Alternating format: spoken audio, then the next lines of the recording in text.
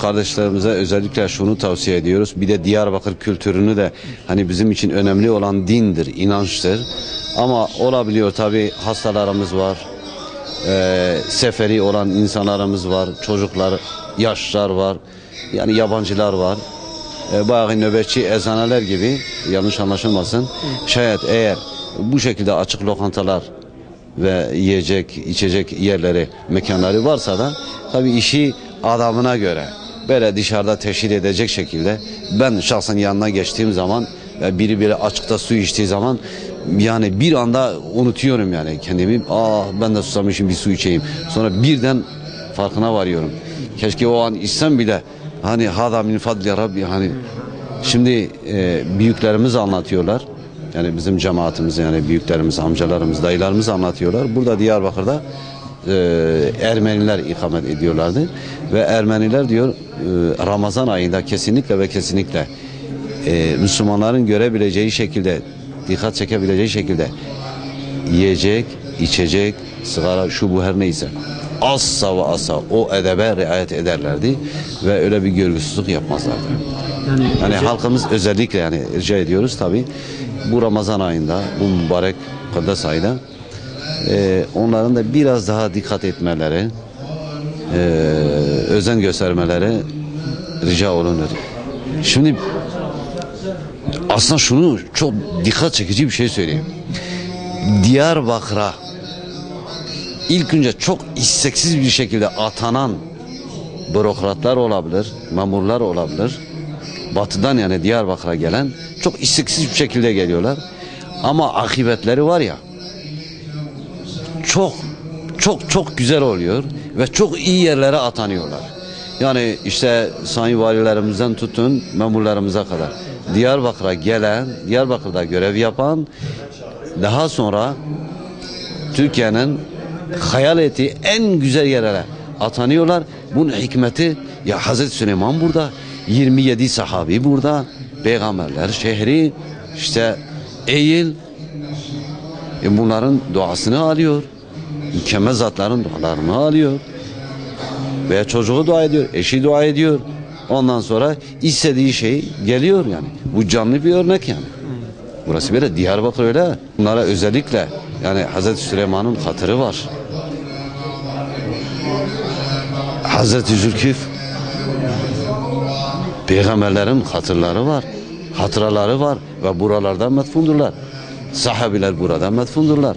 Büyük zatlar burada, gaziler burada, şehitler burada ve hep inanın yani söylemek istemiyorum herhalde, yani bazen sanki üstlerine basa basa gidiyoruz.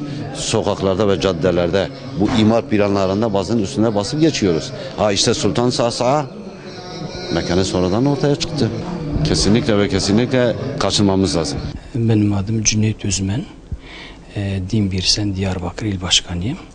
Aynı zamanda Kuyumcular Pasajı'nda İmam Hatibim. O meseleye girmeden önce evvela bu Ramazan ayının ibadeti ise evrensel bir ibadet olduğunu Yüce Allahu Teala bizlere Kur'an-ı Kerim'de ortaya koymuştur ve şöyle hitap etmiş.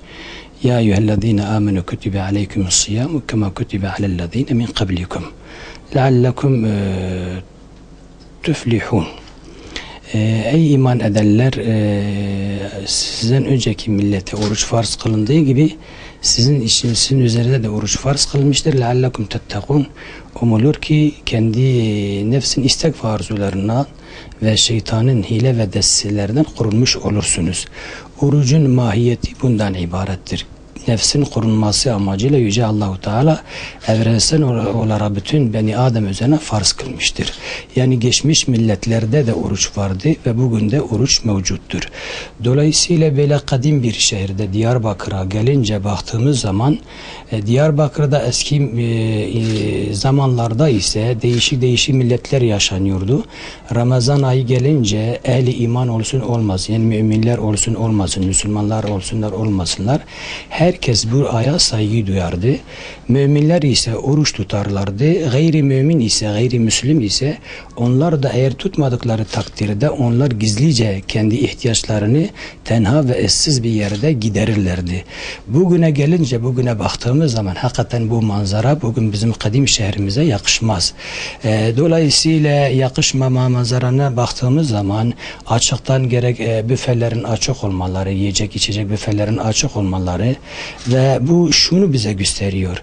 Özellikle ehli imana karşı, oruçluya, saimlere karşı bir saygısızlık ifadesidir ve ondan ziyade de Yüce Allahu Teala'ya karşı gelmektedir. Bir nebze de olsa ben senin emrini tanımam. Ne demek oluyor senin emrini tanımam? Ben sana karşı geliyorum. Tabi Allahu Teala'nın bazı özellikle özel kurmaları vardır. Yüce Allahu Teala'nın özel kurmaları ise muharramatlardır. Yüce Allahu Teala onları özel bir şekilde, donanımlı bir şekilde onları korumuş, muhafaza etmiş. Onlara dokunan olursa onlar Yüce Allahu Teala'nın gayretine dokunmuş oluyorlar. Dolayısıyla Yüce Allahu Teala gayretine dokunan birileri olursa Allahu Teala onlara karşı harp ilan eder, savaş ilan eder. İşte bu insanlar, aciz olan insanlar, ciliz olan insanlar farkında varmadan veyahut farkında olma şekliyle karşı görüyorsun ki Yüce Allahu Teala'nın emirlerine karşı gelmedir. Yüce Allahu Teala'ya karşı bir nebze de olsa bir mücadele ilan etmedir. Yani senin emirlerini hiçe sayıyoruz, tanımıyoruz ve ondan sonra aşamalı Kur'an'a karşı saygısızlık, ehli imana, bütün ümmete karşı saygısızlık ifade etmektedir. Dolayısıyla bunlara baktığımız zaman özellikle bilgi sahibi olan insanlara bir vazife düşmektedir. Hele alimlere, hocalara, cami görevlilere şu vazife düşmektedir. Habire bunu ilan etmelidirler. Zira Peygamberimiz sallallahu aleyhi ve sellem "Men ra'a minkum munkeren felyughayyirhu bi yedihi fe in lem yasif bi lisani fe in lem yasif bi kalbi ve zalike adaful iman." Sizlerden kim bir münkeri gördüğü zaman onu eliyle ortadan kaldırsın gücü varsa, gücü yoksa diliyle ortadan kaldırsın. Dille gücü yoksa kalple nefret etsin. Gel görelim kalple nefrete, o imanın en zayıf noktasıdır. Yarın evvelsi gün iftar olursa gideriz o kapıları çalarız, selam veririz. Biz de onlara sanki dün onlar hiçbir günah işlememişler gibi davranıyoruz. Dolayısıyla burada da ehli iman duyarlı olmalıdırlar. Böyle bir vazife onlara düşmektedir. Bu ayda saygısızlık ifade eden davranışlarda bulunan esnaf kim olursa olsun iftardan sonra onlara karşı bir tavır koymaları lazım. Biz bunlara gitmeyi, çünkü bunlar bize saygı duymadılar dün. Rabbimize karşı geldiler. Bugün biz de onlara karşı geleceğiz. Nedir? O 5 kuruş paramız onlara gitmesin demelidirler.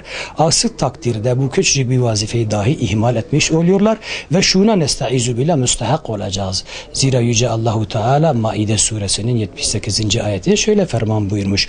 Lu'inellezine keferu min beni İsrail ala lisani Davud ve İsa bin Meryem zalike bima asav ve kanu ya'tedun ve kanu la yetenahun an munkerin fealu lebise ma kanu yef'alun. İsa Meryem oğlunun dili üzerine ve Hazreti Davud'un dili üzerine kafir olan Beni İsraillerden lanete uğramıştılar. Lanete uğramanın nedeni ise onlar asidirler. Yani Yüce Allahu Teala'nın emirlerine karşı geliyordular ve hadlerini aşmıştılar.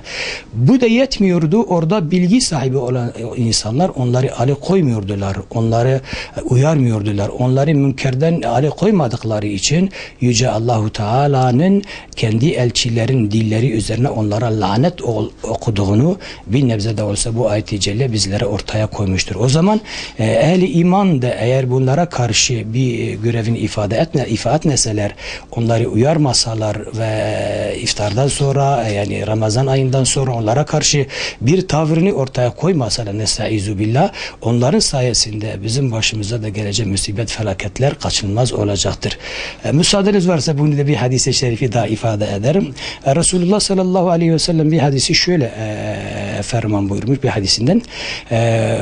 Vellezî nefsi biyedî lete'murunne bil ma'ruf ve letenhevne anil münkeri. Nefsim yedi kudretinde olan Allah'a yemin ederim ki ya iyiliği emir edersiniz, kötülüğü men edersiniz veyahut evle yuşikenne ila ahiril hadis, yahut yakındır sizin başınıza azap, musibet, felaketler gelir ve sonra dua ederseniz o azapların kalkması için maalesef maalesef o azabın kalkması için dualarınız kabul olunmayacaktır, makbul olmayacaktır. Hadi.